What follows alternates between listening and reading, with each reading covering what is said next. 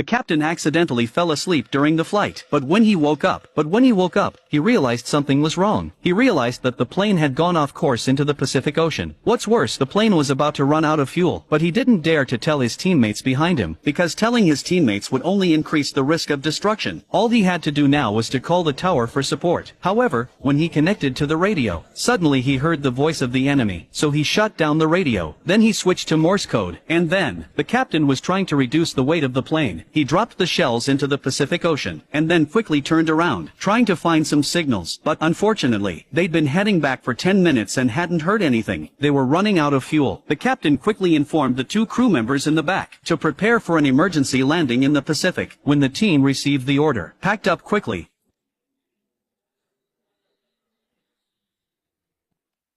Although the plane finally landed safely on the sea, but due to the violent impact, the cabin has been damaged. It won't be long. The plane will sink to the bottom. At this critical moment, the captain rushed to open the kayak. Then he called his teammates to come and help. Soon the plane is sinking to the bottom of the sea. Luckily, in the nick of time, his teammates took off their seatbelts. That's how he survived. After returning to the surface, the three of them quickly turned the kayak over. But the kayak was too small. The three of them could only squeeze together vertically. They could not have imagined what challenges they would face next. Because of the cold sea breeze at night, the three men, soaked to the skin, were all shivering. They could only hold their arms against the cold. They finally made it to dawn. Luckily, they didn't catch a cold. They even woke up. And played a game as if nothing had happened. They thought it wouldn't be long. Someone would come to rescue them. But now the captain looks sad, because he knows, in the endless Pacific Ocean is full of dangers. Not to mention the fact that they don't have any water or food on board. By noon, their mouths were dry from the sun's rays. They had no choice but to take off their clothes to avoid the sun. Only one guy didn't believe it. Not only did he not hide from the sun, he even stared at the hook in his hand. When he saw that the fish didn't take the bait, he took off his clothes and jumped into the sea to cool off.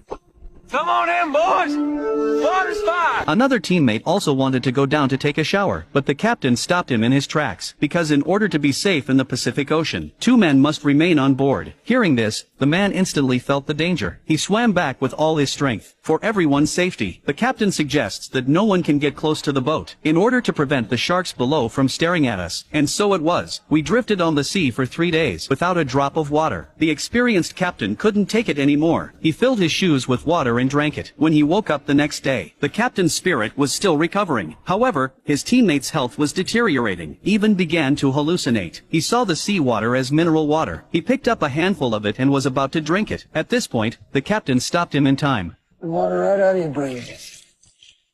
The three of them drifted on the sea for a few days. At that moment, the captain was surprised to find a pencil in his pocket. His